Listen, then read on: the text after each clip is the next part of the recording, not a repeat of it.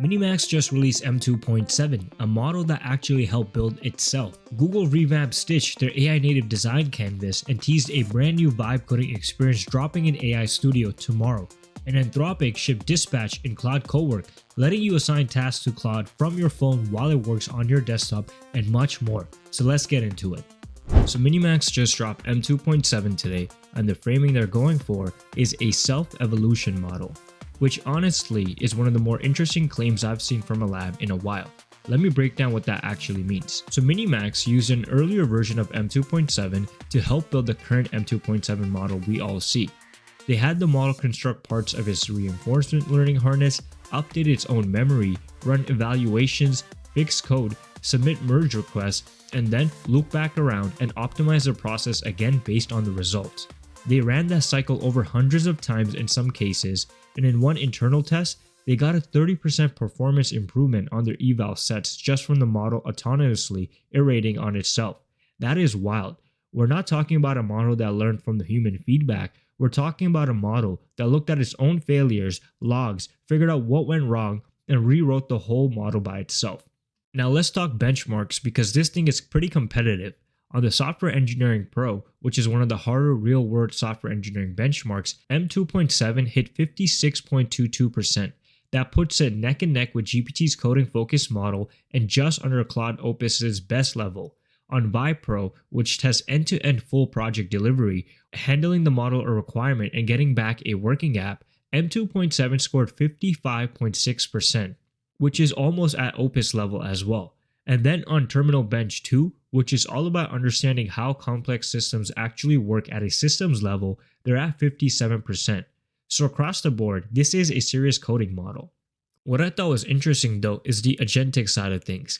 MiniMax is really leaning hard into multi-agent setups. They call it agent teams. The idea is you got multiple model instances running different roles, challenging each other's reasoning, working through complex state machines, and the key thing they're claiming is that this isn't just prompted behavior, it's actually baked into how the model was trained. The model genuinely knows how to stay in its lane, push back when something doesn't make sense, and make decisions autonomously inside a larger system. If that holds up in a real world use, that's a pretty meaningful capability gap compared to models that just kind of hallucinate their way through their agent pipelines. On the professional office side, and this is where it gets interesting for the broader market, M2.7 scored an ELO of 1495 on GDP Val AA, which is the highest among open source models and second overall only to Opus and GPT's latest model. It can handle Word, Excel, PowerPoint, do multi-round edits, follow complex instructions across long interactions. They actually showed a demo where it read TSMC's annual reports, cross-referenced multiple analyst reports, built a revenue forecast model, and then generated a full PowerPoint and a written research report all autonomously. And their feedback from actual financial analysts was that the output was usable as a first draft. That is not nothing. That's going to save some serious time for a lot of people. Then there's the MLE Bench Lite. This is OpenAI's machine learning competition benchmark, and M2.7 averaged 66.6% medal rate across 3 runs, which ties with Gemini's best and is only behind Opus and GPT-5 variants. Remember, this is the model doing 24 hours of autonomous iteration on ML competition problems, running on a single 830 GPU. Oh, and they open source something called OpenRoom. It's basically an interactive character agent demo that lives inside a web GUI, and characters respond to conversation, generate visual feedback, interact with their environment, and MiniMax says most of the code was written by AI. You can try it at openroom.ai right now for yourself as well. And for availability, the model is live today on MiniMax's platform and their API, so you can try this out for yourself as well. Before we continue, we just launched the Universe of AI newsletter. If you want to stay on top of AI news without having to hunt for it, link is in the description. Don't miss out. Google also dropped a pretty interesting update today. They're calling it Vibe Design, and it's essentially their pitch for what AI-powered UI design looks like going forward. So Stitch has been around for a bit as a Google Labs experiment, but today they're relaunching it as a full AI native design canvas. The core idea is that you don't have to start from a wireframe anymore. You just describe what you're going for, the vibe, the business objective, what you want users to feel, and Stitch builds it from there. Think of it like vibe coding but for design specifically. The biggest new thing is the redesigned canvas itself. It's an interactive canvas now, more in line with what you would expect from something like Figma, but with AI baked in at every step. You can throw in images, text, code references, whatever direction you're coming from, and the agent works with all of it as context. The design agent itself got upgraded too.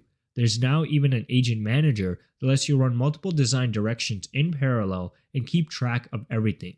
So instead of picking one idea and committing, you can explore a few paths at once without losing your place.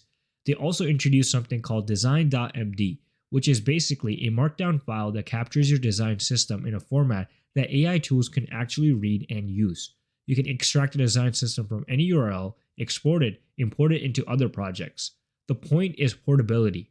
You're not rebuilding your brand rules from scratch every single time. And then there's a prototype feature. You hit play, Stitch stitches your screens together into an interactive workflow, and it can even auto-generate what the next screen should look like based on where a user would click. That's a pretty useful rapid feedback loop if you're trying to validate an idea quickly. Voice is also coming in. You can literally talk to your canvas now, ask it to show you 3 different menu options, swap out color palettes, give you a critique of what you build, all in real time. On the developer side, they got MCP server support and an SDK already out, so Stitch can plug into your broader workflow, exporting into things like AI Studio and other coding tools. This is clearly Google's answer to the whole vibe coding movement, but for design layer. Whether it actually replaced Figma in anyone's workflow is a real question, but the direction is obvious. Anthropic also just shipped something called Dispatch inside Claude Cowork, and honestly the concept is pretty simple but kinda clever. The idea is that you got a persistent Claude session running on your desktop and you can message it from your phone while you're out. You send it a task, it goes off and does the work on your actual computer, and by the time you're back at your desk, it's done.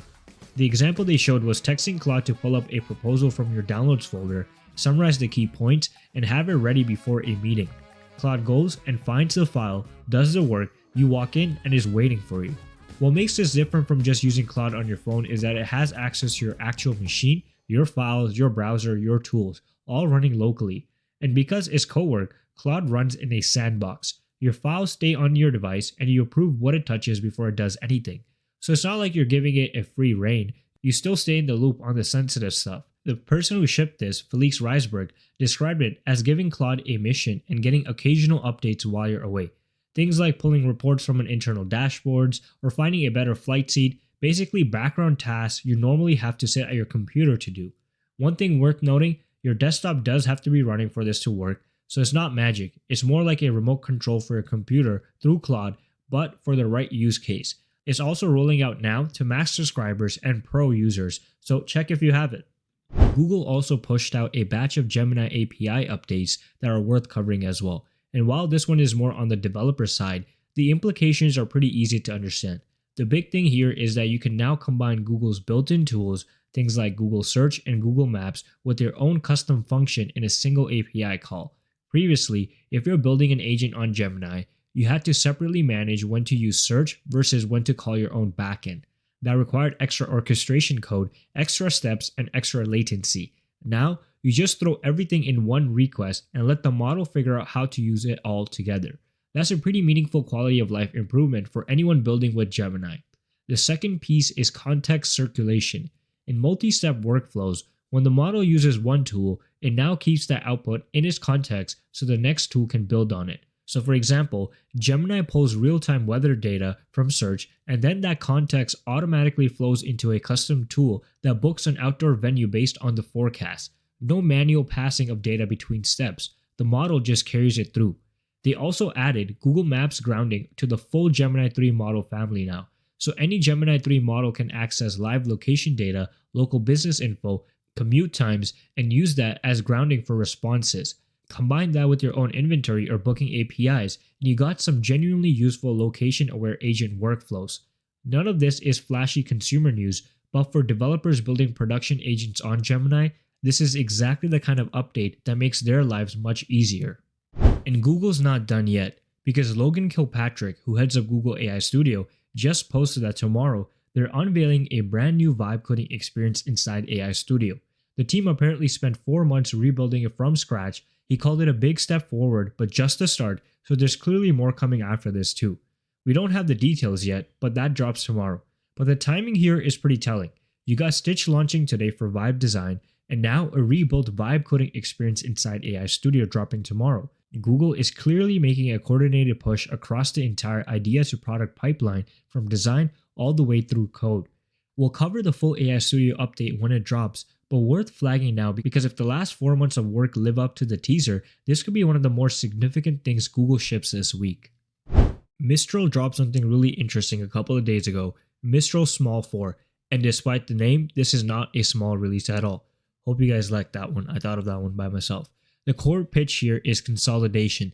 Up until now, if you're building on Mistral's models, you had to pick the right tool for the job. Magistral for reasoning, Pixtral for vision and multimodal, DevStral for agentic coding, and Mistral Small for general chat. That means maintaining separate routing pipelines, separate deployments, separate cost lines. Mistral Small 4 collapses all of that into one model, one deployment, one API, everything in one place. Under the hood, it's a mixture of express architecture, 119 billion total parameters, but only about 6 billion are actually active on any given token. That's how they're hitting 40% faster end-to-end completion times and 3 times more throughput compared to Mistral Small 3. It's genuinely efficient for what it is. The feature I think is most interesting is configurable reasoning. You can set a reasoning effort parameter per request, dial it to none, and you get a fast, direct response comparable to the previous small models. Dial it to high and you get a deep step-by-step reasoning on par with their magistral models. So instead of routing different queries to different models, you keep one model in service and just adjust how hard it thinks per request. That's a cleaner architecture for anyone running a production system. On benchmarks, it matches or beats GPT's open source 120 billion model on live code bench while producing 20% less output. And on reasoning benchmarks, is hitting comparable accuracy to much larger models, but with significantly shorter outputs, which directly translates to lower inference costs.